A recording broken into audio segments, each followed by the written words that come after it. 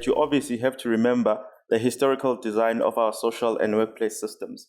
So if you think, for example, about how the world of industrialization essentially said that if I go to work, what I do there can be quantified, it can be evaluated, and I can be remunerated. And yet the person that I live at home, whether it's my mother or my wife or my grandmother, doesn't have those same parameters.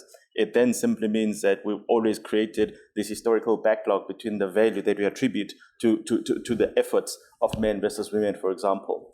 And then obviously you would also remember that particularly in World War II, what then happens here is that when the men decide to go and fight each other, and then this particular vacuum in workplaces, only then do women get recognized as people who can add value on these particular workplace systems.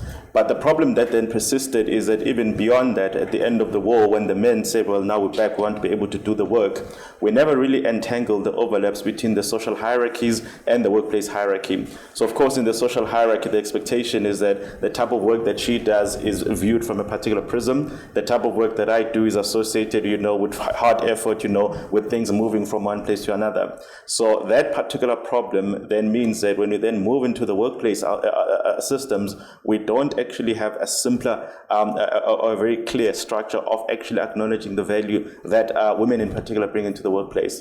And I think the problem with that is that now, many years later, when we then talk about, the gender pay gap, for example, when you talk about, the 30% club being what we're trying to pursue, it is on the back of that. For as long as workplaces were designed with men as a primary reference point, men, of course, are going to, like all citizens, like all human beings, create or cultivate an ecosystem that is a sense of comfort for them. So, of course, if I feel that, I prefer the place to have a TV because I want to be able to watch soccer in my break, I'm going to create a space like that.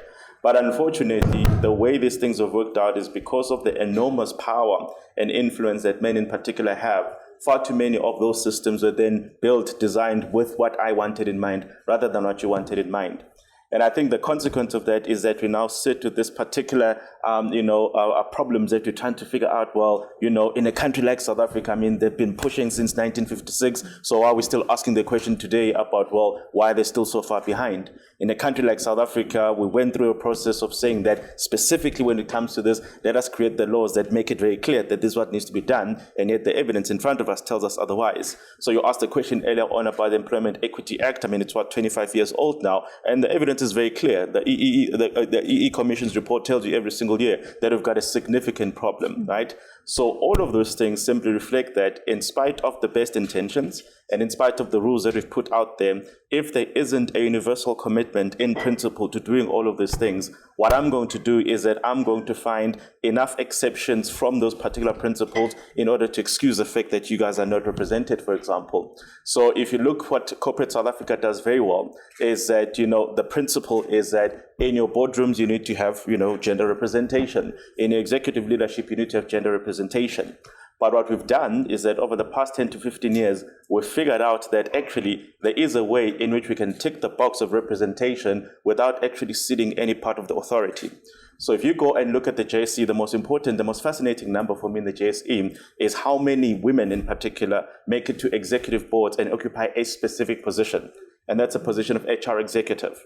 Because in reality, not a single GSE company has ever said that our CEO was actually a person that we groomed from the time they were HR executive. It's not seen as a type of role that naturally transitions into a CEO role. So it is the least strategic of the roles within the boardroom, and everybody knows this, which is why we're all happy to say, oh, the black women want to be in the room, the women want to be in the room, just give them the position, because the question will be, are they in the room? The answer is yes. But we know that the sense of authority and the sense of strategic influence is not the same. So this is what we've done. We've actually found a way to, to manipulate and maneuver around the system in order for us not to get them.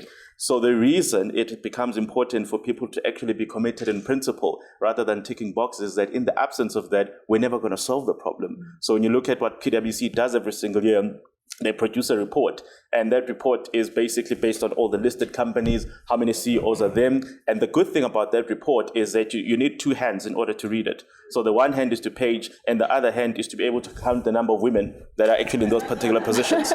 You don't need more than 5 fingers because there aren't that many CEOs and all of those things. So that's the reality of where we are. And I think for me, the key problem is that it's one of those long-standing issues that is an overlap, as I said, of the social systems and the workplace systems and the attitudes that we have.